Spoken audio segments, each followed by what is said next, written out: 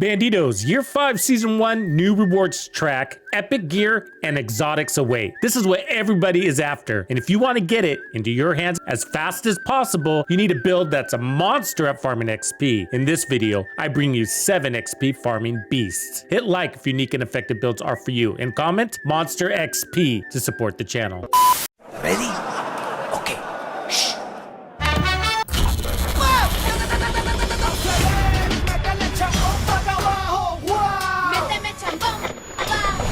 Bandidos Year 5 Season 1 starts on June 8th, and with it comes an all-new rewards track. These have 100 levels of new gear sets, brand sets, weapons, blueprints, caches, and the featured exotics. 2 exotics are usually located between level 80 and 100, and you climb the rewards track by leveling up your character. That means the more XP per hour you get, the faster you farm the rewards track. One of the best ways to earn monster XP is by efficiently completing open world activities with directives. You have 5 directives available each season, each adding 25% more XP to any activity you do, 125% more XP altogether. That makes builds that can play with more directives without slowing you down extremely valuable. And today I bring you 7 builds that are monsters at farming XP with high directives. Included are AR builds, skill builds, SMG builds, LMGs, snipers, pistol builds, and more. There's something for everybody. So choose your build, farm XP, reap rewards from the Season 1 rewards track, and have a ton of fun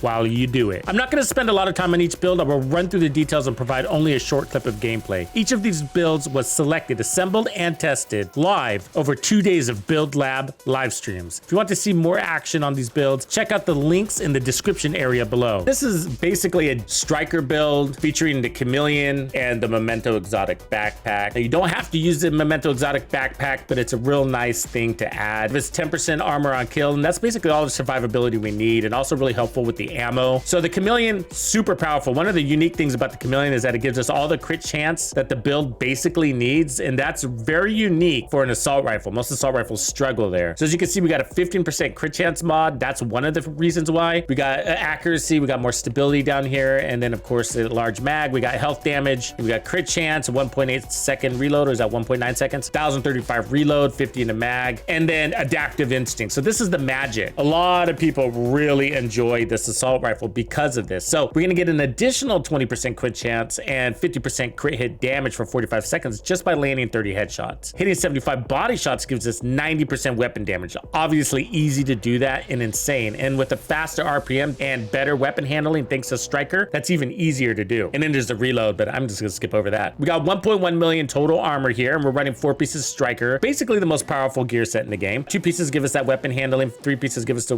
rate of fire, and then Striker's Gamble, which is a multiplicative damage, and we have 100 stacks we need to get to peak that out. For the gloves, I just got weapon damage and crit damage. For the knees, it's weapon damage, more crit damage, and for the holster, more of the same. And then for the chest piece, I decided to go with Grupo. You could also do Fenris here, that wouldn't hurt. And we got weapon damage, crit chance, and double crit damage, and I'm running Obliterate. And so critical hits increase total weapon damage by 1%, stacks up to 25 times, and that's also a multiplicative damage. If we look just at our crits here, we're at 46% crit chance, but remember the chameleon is gonna buff us by an additional 20%. Some people push this all the way to 60% from the get-go, and just when you get that buff, you're gonna have some crit chance waste from because of adaptive instincts. I personally like to kind of play it into the middle, so like pushing like close to 50, so that's good enough for me right there. I played in the middle mostly because we're running Obliterate, and Obliterate needs crit chance to maximize its potential, but 52% is pretty good. So that way I'm not wasting all of those buffs we get from adaptive instincts. I'm only wasting half of them. And then we're gonna get 50% crit damage, so that puts us at 182% crit damage. And then we got that 90% weapon damage and all that other fun stuff. Okay, the memento is gonna give us that 30% weapon damage. I got crit damage mod here. So at full stacks, we can get another 30% weapon damage. That's like 2 additional red cores if you think about it. And then picking up each trophy is gonna get us another 5% weapon damage per red core. We got 5 of those, so that's 25% more weapon damage on top of the 30%. And you can stack that so it can get even greater. And then we're gonna get 10% bonus armor on kill per trophy. We got 2 blues, so that's 20% bonus armor. The long-term effect will be 3% armor regen when we're at full stacks, and then we're gonna get the skill efficiency 30%. Now, I'm not running a shield because we're probably gonna have a directive that will make it basically ineffective. So I got a decoy, and then I'm just running a healer fixer drone. Here is the Dark Winter Hunter's Fury build. So we're running Gunner for 10% armor on kill, and also helps with the ammo and reload speed. So of course, the Dark Winter, I have some crit damage mods here, a little bit of crit chance, and then the larger mag, and 1200 RPM, which is nice. Damage to targets out of cover, and Perfect Killer for 50% crit damage. And then we're running 4 pieces of Hunter's Fury. This is giving us more SMG damage, 20% armor on kill than Apex Predator for that 20% amp damage within 15 meters. Additional amplified damage on kill, coming in stacks of 5. Then I have crits throughout. Put the armor on the gloves with crit damage, and then more armor on the knees with crit damage, and then weapon damage and crit damage for the holster. And for the chest, I went Grupo this time for that more crit damage. And then now we're running Obliterate on the chest, which is 25% more total weapon damage, which is a multiplicative stat, which is nice. And then I'm running a Cheska backpack. You could also run a Sokolov back here. This is weapon damage, crit chance, and crit damage. And I'm running Bloodsucker, which is bonus armor on kill for 10 seconds. And it stacks pretty large, and that is on a 10-second timer, and so is that killer. The reason why I'm bringing that up is because that tells you how aggressive you kind of have to be with SMG builds to get the most out of them. You don't want to have to keep proccing to talent for the first time every time you encounter an enemy. So you kind of want to make sure you get a kill at least once every 10 seconds.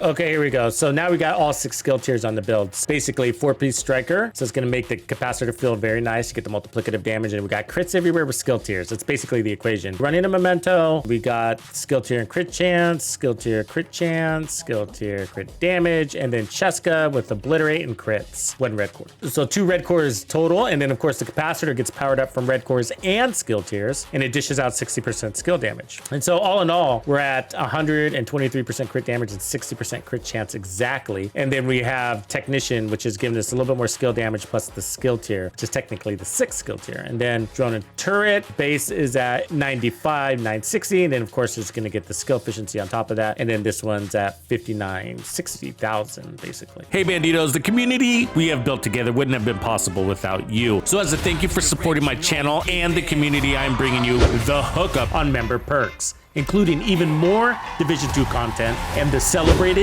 gaming music playlists. If you're not part of Texas Players Club, click the join button below.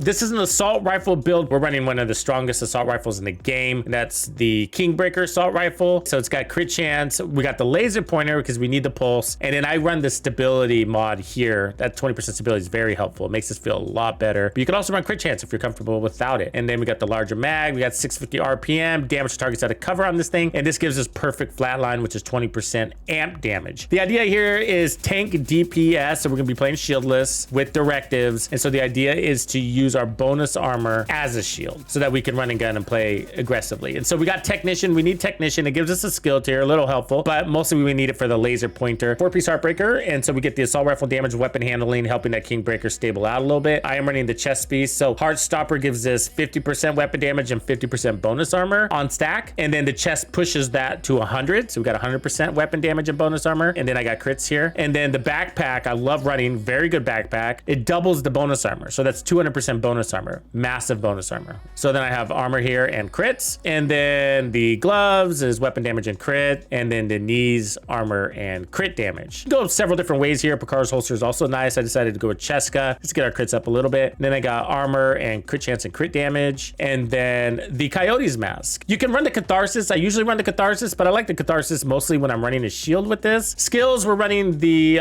decoy, and then we're running the fixer here. So that's our only source of heals, really. And it's usually enough because of our bonus armor. You just got to maintain your bonus armor. And in order to do that, we're going to use our shotgun. So make sure you have an ACS shotgun and put the laser pointer on it. You can put whatever talent you like on it, but I'm running the named one for a larger mag. And so you run up to the enemy, quickly stack, use a shotgun, and then use your assault rifle to maintain from there. So we're at 55 before the Coyote, and then crit hit damage is going to fluctuate because of the Coyote as well. So it could go from anywhere between, let's just round that to 120 to 145, depending on the distance that you're fighting.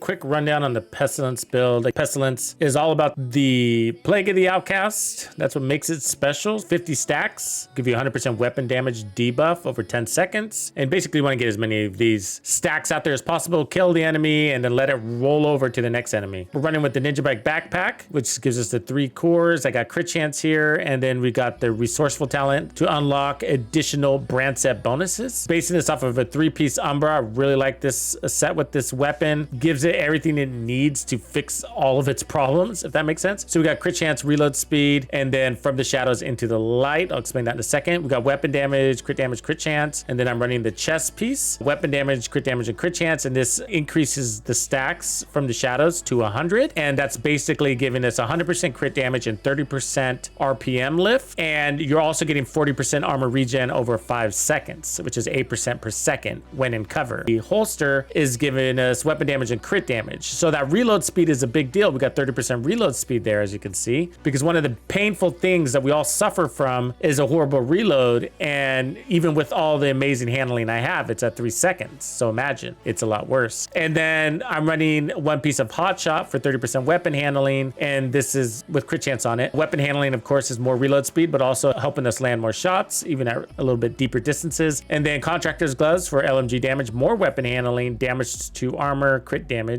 weapon damage. And then of course you saw the backpack. I'm not really using the other weapons. We're running Gunner for 10% armor on kill and more ammo, which is helpful. We got the decoy, and I got a fixer pushing at 25,000 heals per second, 55% crit chance, 180% crit damage. 100% is coming from the gear set. This is very, I would say, atypical of how we normally run Pestilence builds, and I feel like it's my new way. I like this a lot better than the older, more traditional Pestilence builds that usually go all into the Plague of the Outcast. And I get that, and I like that too, because that's what separates this LMG is the Plague of the Outcast. But in the end, you still have to kill the enemy quickly so that that plague rolls over. Otherwise, you just got to lay out another 50 stacks in that same enemy and then get him to die so that it can roll over. And so ultimately, a time to kill is still important. And the Umbra set and all of that crit damage, and big deal, a faster reload, it's allowing you to constantly be shooting and hitting those targets very hard and getting that Plague of the Outcast to spread faster. I am seeing my plague working for me here in conjunction with my direct damage. I feel like it's, I have another player with me is almost what it feels like. And I feel more confident with this build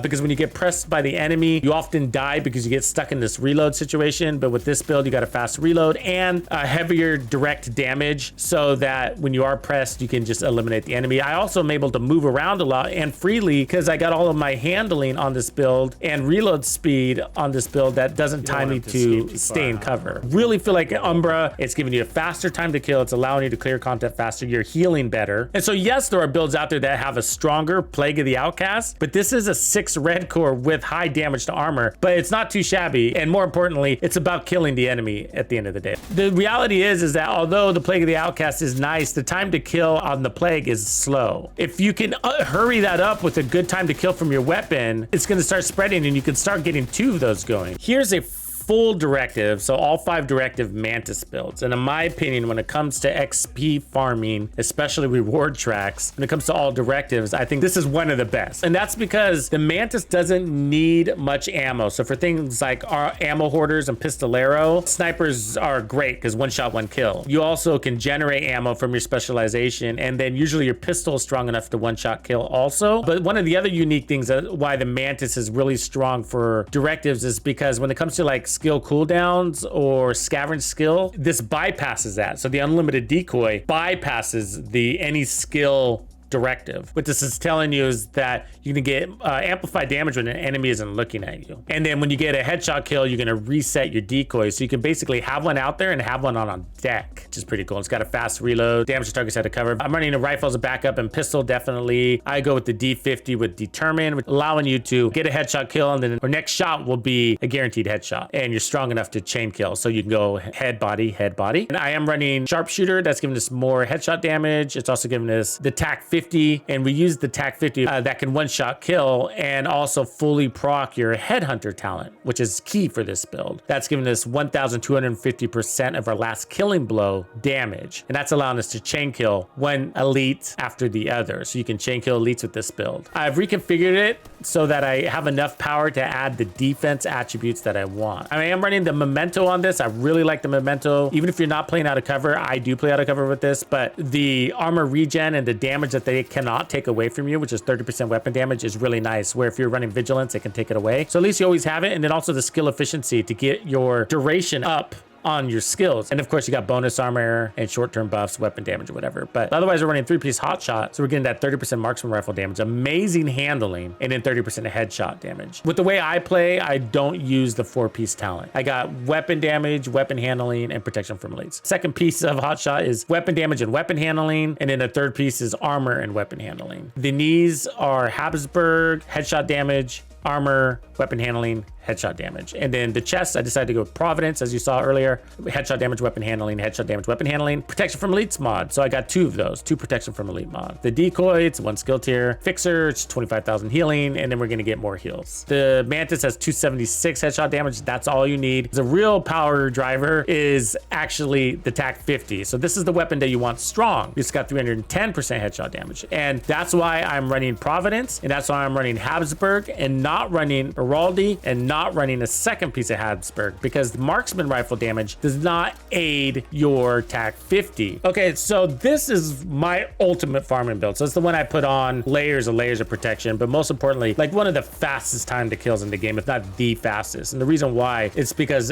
we're using the pistol 1-shot kill build, but more importantly, we're running it with Determined. So the next shot landed on any enemy after a headshot kill is a guaranteed headshot. And for us, that'll be a headshot kill on even if we hit him in the belly. So we can go headshot body. And as long as you can track that, you can basically eliminate every other enemy without even really aiming at them. And then you got the Memento feeding you 3% armor regen, 30% weapon damage, and then skill efficiency, of course. It gets given us 10% bonus armor on kill for every blue core. And right now we're running 5 of those. So that's 50% armor on kill. And then Hunter's Fury is giving us 20 more % armor on kill, 50% bonus armor on kill for 10 seconds. Keep that in mind, but we're definitely getting more than 1 kill every 10 seconds. So we're stacking that. And then we get the 20% armor on kill, and then we have the disorient status effect. So it staggers enemies on kill when they're in that radius of the kill. So right there is so much defense, it's nuts. And then we got amplified damage coming off of this just for standing there inside 15 meters. We can get 20% amp damage, and then we're gonna get more amp damage on chain killing. And I'm running armor, headshot damage, and protection from elites to help our bonus armor stay up longer, including our white armor. And that's because we're running all directives with special ammo. So the gloves, armor, headshot damage, knees, armor, headshot damage, easy to build, armor, headshot damage. You don't need to run this much armor, but you can, and you're one-shotting everything, so might as well. And then I do have headshot damage on the backpack. Chest D and H for 20% pistol damage, weapon handling, headshot damage, protection from elites, and then headhunter. You can also run Walker here or Providence. It's all about the TAC 50. That's important because that's how we're kind of setting things off. There's a mechanic. And so we got 180% headshot damage on the pistol, 280 on the TAC 50. And then I'm running the decoy and I'm running the fixer because we're running directives. I don't want something that doesn't have a long duration. I run the Nemesis too for bosses or really tanky targets or when I'm just getting going so that I can earn that TAC 50 ammo.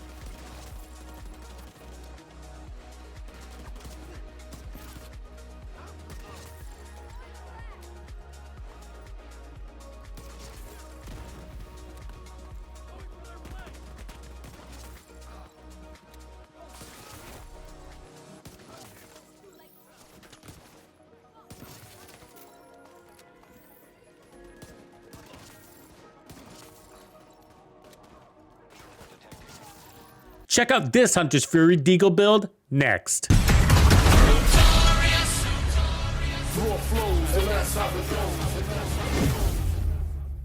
Follow me.